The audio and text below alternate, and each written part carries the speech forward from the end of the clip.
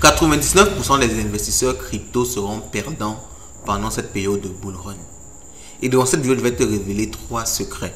Et si tu les appliques comme il faut, je peux te rassurer que tu sortiras de ce bull run multimillionnaire. Mais pendant une seconde, on va pas arrêter cette introduction à la Hollywood, cette introduction avec du suspense. Et je vais vous dire la vérité. Je vais tout simplement partager avec vous mon expérience crypto. Juste après 2 à 3 ans dans le marché des cryptos, j'ai compris quelques éléments qui sont tout simplement fondamentaux. Et je suis convaincu. Après moi m'avoir traversé un bull run, je suis convaincu et c'est quelque chose que j'ai appliqué qui marche et je vois beaucoup de personnes appliquer la même chose. Ça marche également. Si vous appliquez ces 3 secrets-là, il ne faut pas plus que ça. Rassurez-vous, je ne vais pas vous parler de graphiques, d'indicateurs, de moyennes mobiles, des éléments compliqués, des mathématiques qui vont vous chauffer la tête. Ce n'est pas du tout ça. Les marchés ne fonctionnent pas sous forme de mathématiques. Les marchés fonctionnent sous forme de psychologie humaine. Dans cette vidéo, on verra 3 secrets. Juste 3. Et je peux vous rassurer une fois de plus, qu'en les appliquant, vous allez sortir multimillionnaire. Donnez un maximum d'encouragement en likant cette vidéo, en laissant un petit commentaire. Le commentaire du jour d'ailleurs, c'est multimillionnaire en crypto, multimillionnaire en bitcoin. Laissez ça en commentaire et allons-y. Let's go. Boom!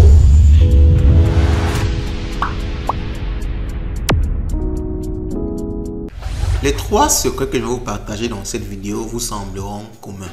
Vous avez sûrement entendu parler de ça dans une vidéo de motivation, dans un statut WhatsApp, dans un statut Facebook. Et vous allez sûrement vous dire que non, il nous parle de ce qu'on connaît déjà, pourquoi. Et pourtant, c'est extrêmement important d'appliquer. Il ne suffit pas juste d'entendre ça. Tu peux entendre ça chaque jour, tu peux lire ça chaque jour dans des livres. Maintenant que tu n'appliques pas, ça n'aura aucun impact positif dans ta vie. Il faut que tu te lances, il faut que tu appliques ce qu'on te demande. Il faut que tu appliques les recommandations qui sont données. Et c'est juste 3 secrets. Et ils sont entièrement suffisants. Si tu les appliques, tu vas réussir non seulement en crypto, mais dans tes investissements de façon générale. Le premier élément, le premier secret, c'est tout simplement d'oser, de risquer, de prendre un risque. Rassurez-vous, aucune activité qui génère de l'argent n'est sans risque. Même si tu fais tout simplement ton travail au quotidien, tu prends des risques chaque matin en allant au boulot, tu peux être licencié, c'est un risque, tu peux rater une manipulation au bureau, je ne sais pas trop dans quoi tu peux exercer, que tu sois chauffeur, tu peux faire un accident. Donc, quel que soit le boulot que tu fais qui peut te rapporter de l'argent, tu prends un risque. Tu prends un putain de risque. Tu ne peux rien faire qui te rapporte sans que ce ne soit dans un certain sens risqué. Donc, il est impossible de penser que dans les crypto-monnaies ou dans les investissements, tu ne prendras aucun risque. Tu vas rester là, dormir tranquille et tu vas générer des milliards. C'est impossible. Donc, il faut savoir risquer. Et risquer, c'est tout simplement quoi? C'est savoir se positionner dans un marché qui est par exemple en train de chuter, comme le marché actuel qu'on est en train de connaître. Regardez par exemple CoinMarketCap actuellement. Tout est dans le rouge, toutes les cryptos sont en train de chuter. Le Bitcoin qui côtoie les 73 000 $ actuellement est autour de 60 000 $. Ethereum qui a touché les 4 000 $ est autour de 3 400 $. Et beaucoup d'autres crypto-monnaies comme ça qui avaient touché des sommets ont violemment chuté, ont perdu de 50%. Tout le monde panique. Le Fear and Greed Index est en dessous de 50. Tout le monde a peur. C'est en ce moment-là qu'il faut oser, il faut prendre un risque, il faut faire un pari. C'est en ce moment-là qu'il faut effectivement investir. Donc, vous connaissez le premier secret et il faut l'appliquer. Oser risquer. C'est le moment idéal. Le marché est bas. C'est le moment idéal de risquer, de chercher une crypto-monnaie qui a du potentiel. Alors, quand on dit risquer, ce n'est pas faire du n'importe quoi. Ce n'est pas aller jouer à la roulette russe. Ce n'est pas faire du pari sportif. Non, c'est analyser suffisamment un projet crypto-monnaie, voir le potentiel derrière ça et y investir son argent. Je ne vais pas vous donner un top 5 de crypto ou un top 3 de crypto. On a des vidéos qui parlent de ça. Je vous laisse vous aller faire des recherches dessus. Donc, c'est déjà une possibilité pour vous de vous faire de l'argent. Il faut risquer, choisissez une crypto-monnaie et osez. Le second secret que je vais vous partager avec vous, c'est tout simplement de patienter. Patienter. c'est un élément qui est encore plus fort même que le premier. C'est tout simplement de patienter. Je vois trop de gens qui achètent des crypto-monnaies. Tu achètes une crypto-monnaie aujourd'hui à 10 h, tu passes toute la journée à regarder comment le prix est en train d'évoluer. À 13 h, quand ça a chuté, tu paniques, tu vends. Tu sors de là peut-être avec une perte de 5 $. Tu te dis que bon, ouf, j'ai quand même vendu. Et quand pendant la journée ça chute encore plus, ça te réconforte encore dans l'idée que tu as bien fait de vendre.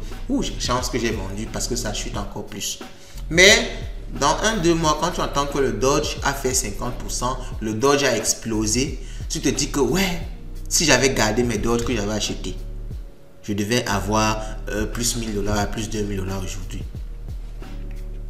Il faut savoir patienter.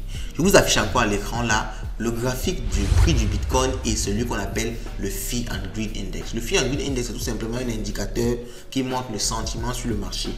Lorsqu'il est au-dessous de 50, ça veut dire que les gens sont enclins à acheter. Donc, il y a une euphorie dans le marché. Tout le monde veut acheter des bitcoins. Tout le monde veut acheter des cryptos. Lorsqu'il est en dessous de 50, ça veut dire que tout le monde a peur.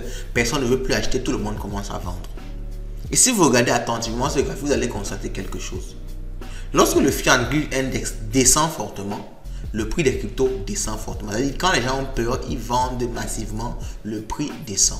Et lorsque le Fear and Greed Index monte, le prix monte également. Donc les deux varient de la même façon. C'est ça que je vous disais tout à l'heure, que le marché ne varie pas selon les mathématiques. Ça varie selon la psychologie humaine. Lorsque les gens ont peur, ils vendent, le marché chute. Lorsque les gens sont confiants, ils achètent, le marché monte. Quel est donc le meilleur moment d'après vous, d'après ce graphique-là, où il faut acheter? Si vous regardez bien le graphique, vous l'aurez compris, il faut acheter lorsque le Fear and Greed Index est bas, comme il est actuellement. Il faut acheter quand tout le monde a peur. Et après avoir acheté quand tout le monde a peur, qu'est-ce qu'il faut faire? Il faut patienter que les gens reprennent de l'engouement. Il faut patienter que les gens regagnent confiance pour que le prix explose. Ça ne sert à rien d'acheter une crypto aujourd'hui et de regarder son prix demain. Dans le meilleur des cas, tu vas peut-être faire 1x2, mais dans le pire des cas, tu vas rater 1x100. Il faut laisser suffisamment de temps à une crypto de prendre de la valeur pour pouvoir gagner de l'argent. Et rassurez-vous, comme je vous l'ai dit encore, il ne faut pas acheter n'importe quelle crypto et se dire que vous allez patienter. Vous pouvez patienter, ça part à zéro. C'est pour ça qu'il est très important de faire une recherche premièrement sur la crypto dans laquelle vous devez investir. Et comme je vous ai dit, il y a des cryptos sur la chaîne dont on parle, dont on fait des analyses. Je vous laisse aller regarder les autres vidéos.